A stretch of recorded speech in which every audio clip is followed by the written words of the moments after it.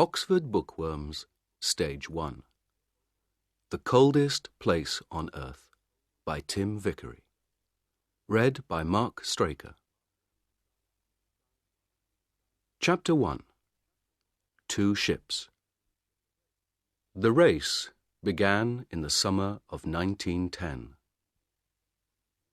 On June 1st, in London, a black ship, the Terra Nova, went down the River Thames to the sea.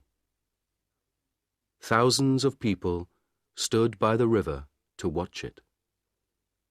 They were all excited and happy. On the Terra Nova, Captain Robert Falcon Scott smiled quietly. It was a very important day for him. He was a strong man, not very tall, in the blue clothes of a captain. He was 41 years old, but he had a young face, like a boy. His eyes were dark and quiet. One man on the ship, Titus Oates, smiled at Scott. "What an exciting day, Captain," he said. "Look at those people. I feel like an important man." Scott laughed. "You are important, Titus," he said. "And you're going to be famous, too. We all are. Do you see this flag?" He looked at the big British flag at the back of the ship and smiled at Oates. "That flag is coming with us," he said. "In the Antarctic, I'm going to carry it under my clothes. We're going to be the first men at the South Pole, and that flag is going to be first, too."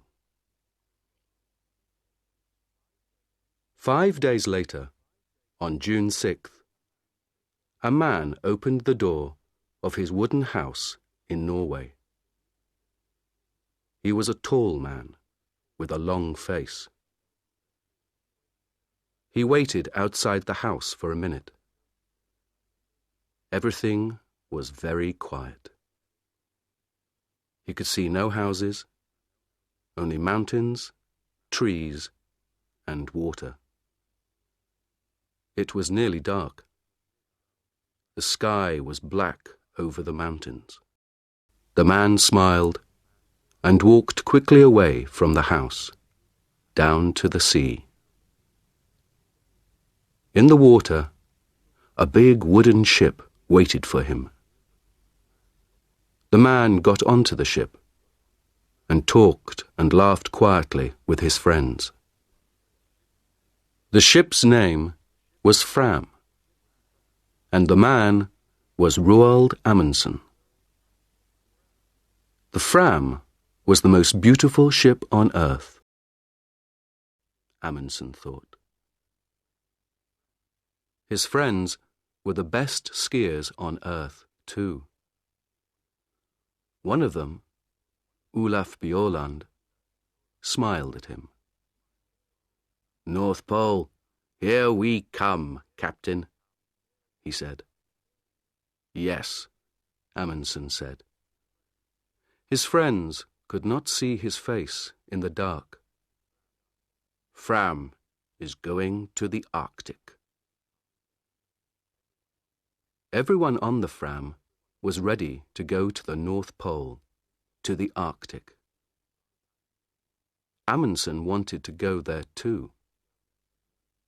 But first, he wanted to go south. His friends didn't know that. At midnight, on June 6th, the Fram moved quietly away from Amundsen's house, out to sea.